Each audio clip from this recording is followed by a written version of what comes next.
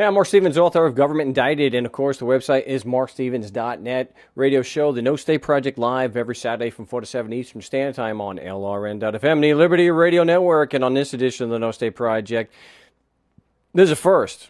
This is the first time I've ever actually spoken with a DEA agent, and it's a very short clip, just a little background.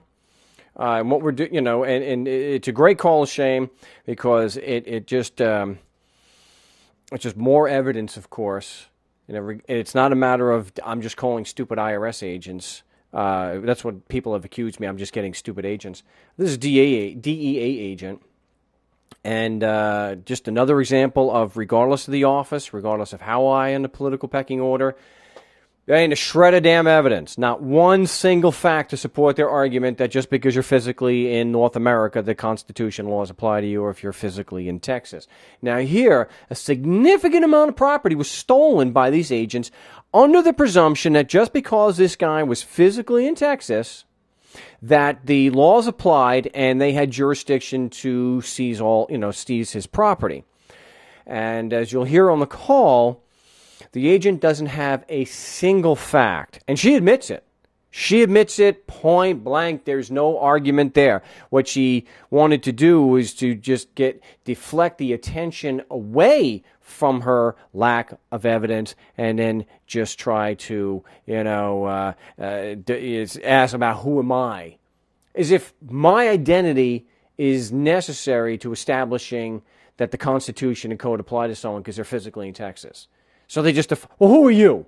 Who the hell are you? Oh, I told you already. I'm Marc Stevens of Mesa, Arizona, but it's just a dodge. And that's what you can expect from these people. Because those who believe that there are governments and that they actually have jurisdiction and these magical things called law. It's not just a rule.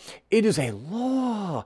And it's special because it applies to everybody that they say it does. So, but don't ask for any actual evidence. They don't have any. So it's not that long, and we'll go ahead and put that on now. And I wanted to ask you regarding how your agents, how you and your agents determine that there's jurisdiction over somebody. I'm pretty certain that what you got, the assumption or the argument that you use is that if somebody is physically in, let's say, Texas or Georgia, in these instances, that the Constitution and laws would apply and you'd have jurisdiction to investigate? Yeah, I'm not really in a position to get in a legal argument as to why we took that vehicle. If you're the attorney on record, I'd be happy to get your name and number, and we can send you all the information you would need to file a claim or petition to get that property back if you feel like it was wrongfully taken. Well, one has already been filed, and there's going to be additional, now that I'm working on this, that there'll be additional paperwork that's filed. But my interest is that, not in getting into a legal argument, I'm asking, what facts would you rely on to prove that just because somebody was physically in Texas or physically in Georgia, that the Constitution and Code would apply to them? I don't know the answer to that. I don't even really know what the question means, really. Well, the presumption is that if somebody is physically in the United States, then the Constitution and laws apply, and the government would have jurisdiction over them. Okay. Okay. And that's basically how every government agency or department works.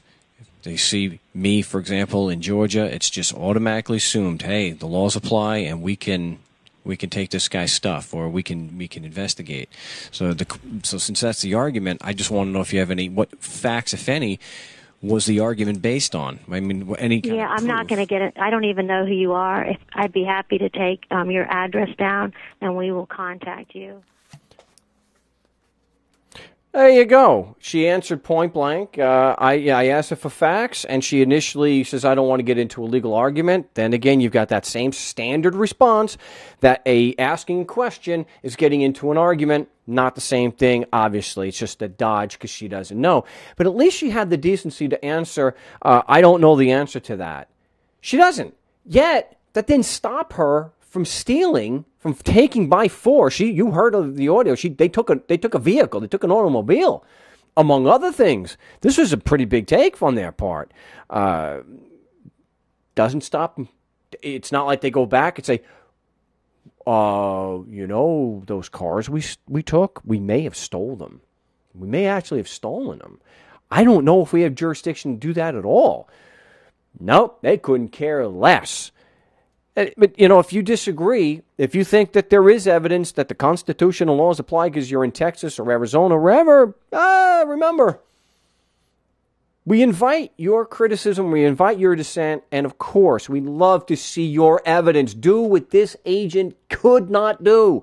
An experienced DEA agent, just like all these IRS employees, just like the Attorney General, Deputy Attorney General, like Nicholas Court.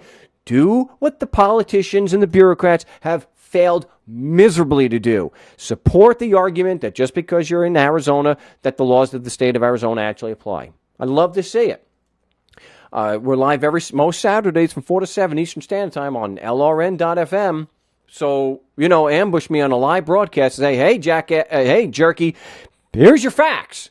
I know all those agents. Maybe you're just cherry picking and you're not letting us hear the agents who are actually giving you the facts. Well, here you go.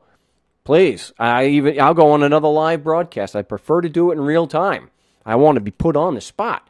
So if you think you got the evidence, I'm at markstevens@mail.com. The website is markstevens.net, and Skype is Frank Rizzo 3. So I welcome your dissent. If you can do what this DEA agent and no other politician that I've interviewed or questioned can do, No State Project live every Saturday from 4 to 7 Eastern Standard Time on LRN.FM.